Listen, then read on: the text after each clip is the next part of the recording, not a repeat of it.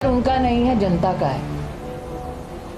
देखिए, कांग्रेस पार्टी इस बात की आदी हो चुकी है कि जैसे अमेठी में गरीब नागरिकों की जमीन हड़पा ली, वैसे ही आज देश की राजधानी में टैक्स पेयर का मकान हड़प। दोस्तों, कहा जाता है कि समय सब कुछ परिवर्तित करता है।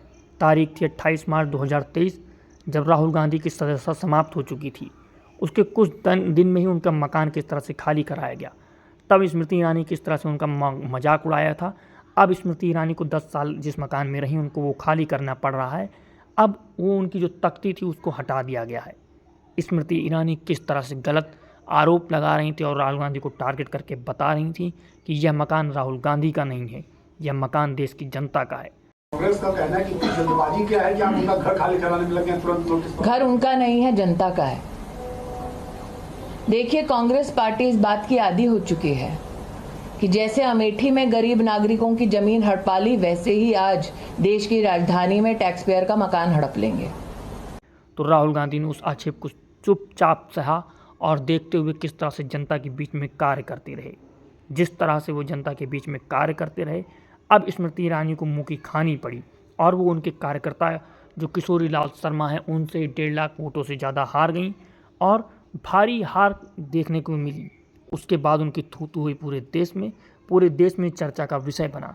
इस हार के बाद अब स्मृति ईरानी मंत्री भी नहीं रही और उनके संसद सदस्यता जो थी वो भी समाप्त हो चुकी है, वो भी ख़त्म हो चुकी है। तो अब यह मकान खाली करना पड़ा। लेकिन दूसरी तरफ राहुल गांधी यहाँ से हारने के बाद भी जनता के बीच में लगे रहे और किस तरह से उन्होंने ज़मीनी मुद्दों की बात की। लोगों ने उनके नेतृत्व को स्वीकार किया और जो उन्होंने अकेले चल कर पूरी भारत जोड़ो यात्रा किस तरह से जनता के बीच में कायम की। अब जिन चीज़ों को देखिए कि किस तरह से समय परिवर्तित हुआ, आज उन्हीं राहुल गांधी को जनता ने फिर से चुन करके भेजा और उसके बाद भी राहुल गांधी किस तरह से गरीब लोगों, मजदूरों लोगों के साथ मिल रहे हैं और बात कर रहे हैं, उनके मुद्दों को समझ रहे हैं। जहां एक तरफ घर छीन लिया गया था, वो नए घर बनाने की तैयारी कर रहे हैं। जहां मजदूर तैयारी करते हैं, जहां मजदूर अपनी जीवन खपा देते हैं, उन गलियों में राहुल गांधी पहुंच रहे हैं और जनता की बातों को रख रहे हैं।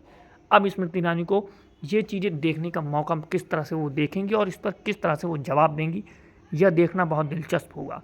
लेकिन राहुल गांधी निरंतर अपने सवालों को लेकर के कायम हैं और वो अपनी राजनीति करने में लगे हुए हैं, किस तरह से जनता की राजनीति करना चाहते हैं और देश में एक नया माहौल खड़ा कर दिया है। और उन्होंने अपना साफ निर्देश दे दिया है कि अब सरकार जनता की होगी, मुद्दे जनता के होंगे, सवाल जनता के होंगे, सब कुछ जनता का है क्योंकि जनता ही जनार्दन है। अब स्मृति ईरानी को इसका जवाब देना होगा और किस तरह से वो सत्ता से गायब हो चुकी हैं, ये देखना दिलचस्प।